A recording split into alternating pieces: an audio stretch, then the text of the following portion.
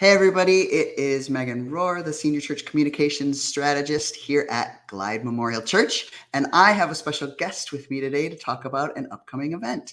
Special guest, will you introduce yourself? Hey, I'm Joshua Sabey. I'm sad that my wife and film partner can't be here today. She's with our kids on a field trip. Lucky her. But so we work together. We make documentaries and other films, and we're really excited about our most recent film that we're here to talk about today. Thank you for joining us. And May 7th at Glide Memorial Church in person, uh, 2 p.m. People can come and see a screening and a panel conversation about the abortion talks. Would you tell people a little bit about the film?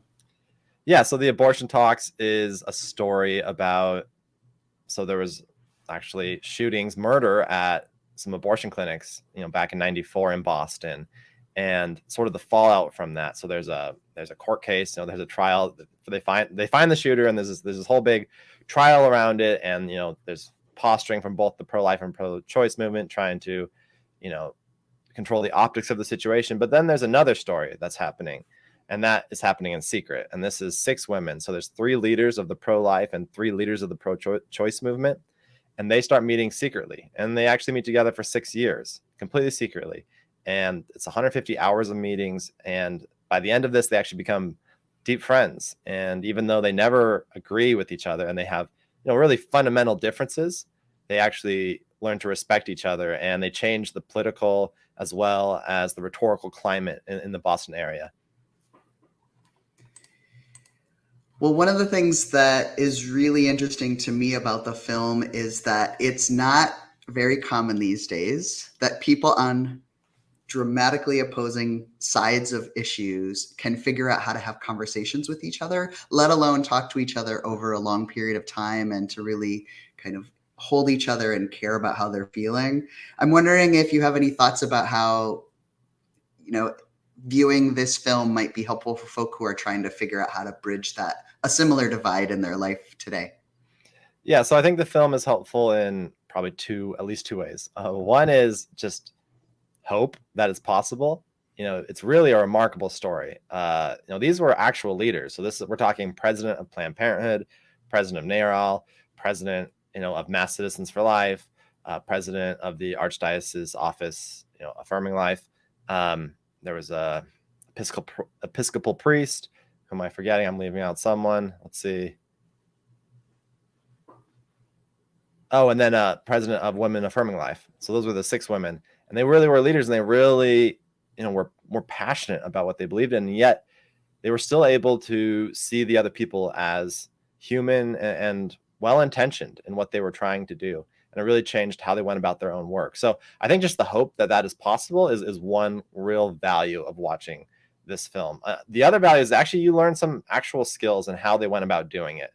This is, maybe it sounds easier, maybe it sounds hard, but it was incredibly hard to be able to even communicate. They had to get through language. They had to get through all these barriers to entry to even be able to talk. And you learn some of the key things that they were able to do that allowed them to have the communication and the dialogue that they had. Well, I'm really grateful that you've captured some of these conversations and that you've chosen to kind of have a screening that's in kind of a community space, in a faith-based space, and in a space where people can kind of come together and try to listen with open hearts. And I'm really looking forward to the screening on May 7th. I wonder if you could give us a little teaser for anyone who's interested, like if they were going to tell their friends and invite them to this screening, what are the few sentences you would really want them to be excited about before they get their free tickets? So I think it's not a boring film. This is not like a film that you're watching just to learn. It's not an educational film. This is a public facing film. It's about, shootings at an abortion clinic and the political fallout. It's true crime in a lot of ways. You have the court case. We have the the prosecuting attorney, the defense attorney. We interview all of them, and so you have this whole political landscape around these crimes. But then at the same time, it's more than just a true crime documentary. It's actually, by the end of it, you leave with this real hope for the future of our country and the future of the world. And that's a unique kind of true crime. So it's both engaging and fascinating, as well as hopeful and inspiring. And that's a pretty unique cocktail, for any documentary. And it's really something worth seeing. I appreciate it. I appreciate that you're bringing this film to Glide Memorial Church on May 7th. And I just want to thank you because here at Glide Church, we really celebrate storytelling, and particularly storytelling that might look at hard subjects and provide hope for people about a way that they could maybe make the world a little bit better, or at least like be kind to their neighbors. Storytelling like this is really important, and we really want to support you and Sarah and all of the folk who are kind of engaged in this storytelling and filmmaking, and maybe dreaming about the way the world could be if we could kind of broach some of these subjects. If people are interested in supporting you, about learning more about the film, what's the best way for them to reach out or learn more? Well, first off, I would come to the screening, at Glide Memorial Church. We'll be there in person. We're flying there, just to be able to be with the community. We love San Francisco.